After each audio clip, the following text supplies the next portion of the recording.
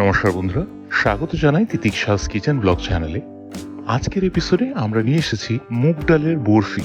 আমরা বাঙালিরা সব রকমই মিষ্টি পছন্দ করি, তবে বেশিরভাগ মিষ্টি যা আমরা খাই সেটা দুধ দিয়ে বা দুধের বাই প্রোডাক্ট দিয়ে তৈরি করা হয়।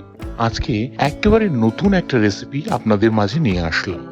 এরকম বানানো বরফি আপনি যদি কোনোদিন না খেয়ে থাকেন, একবার নিশ্চয়ই বাড়িতে বানিয়ে ট্রাই করবেন। খেতে খুব সুস্বাদু লাগবে আর শরীরের পক্ষেও অনেক উপকারী।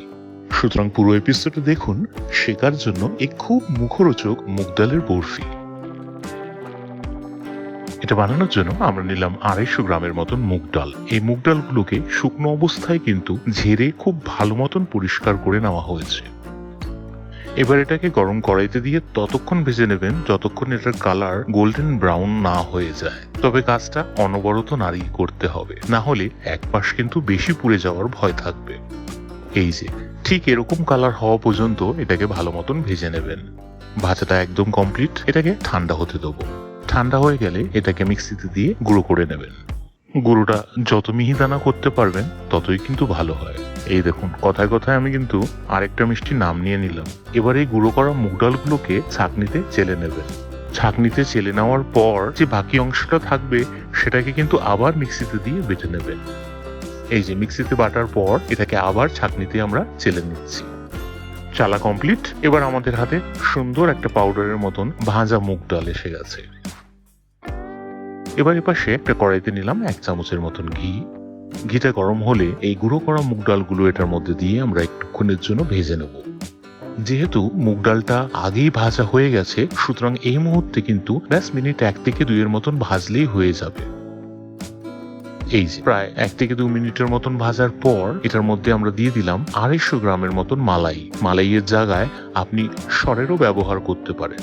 মালাই বা সর দিয়ে এটাকে আবার ততক্ষণ ভেজে নেবেন যতক্ষণ এই মালাইটা সম্পূর্ণভাবে গলে মুগ ডালের গায়ে না লেগে যায়।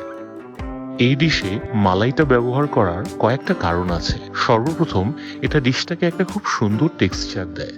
তাছাড়া জলের জায়গায় মালাইয়ের ব্যবহার করলে ডিশের স্বাদটা কয়েক গুণ বেড়ে যায়। আর অবশ্যই মালাইটা দিলে ডিশটা কিন্তু অনেকটা রিচ হয়ে যায়।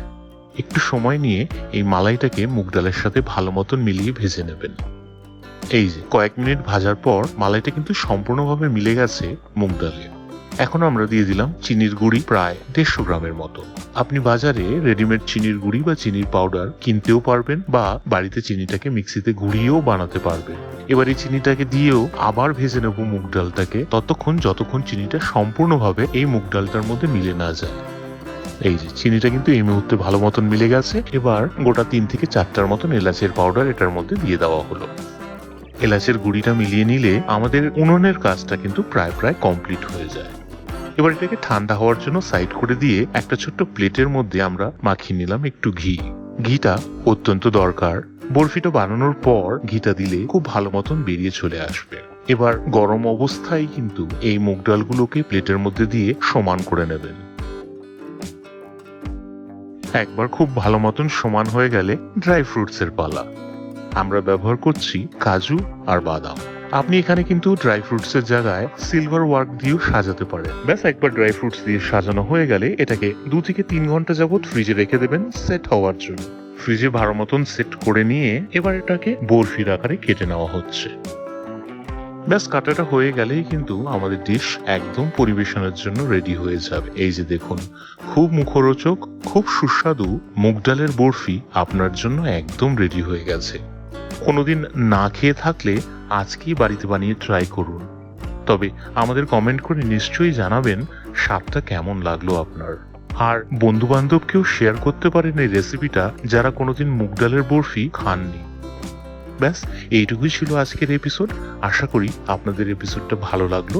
ভালো লাগলে একটা লাইক করুন, শেয়ার করুন এই ভিডিওটা, সাবস্ক্রাইব করুন আমাদের চ্যানেলটাকে এরকম অনেক ইন্টারেস্টিং ভিডিও ভবিষ্যতে দেখার জন্য। এই ভিডিওটা দেখার জন্য অসীম ধন্যবাদ।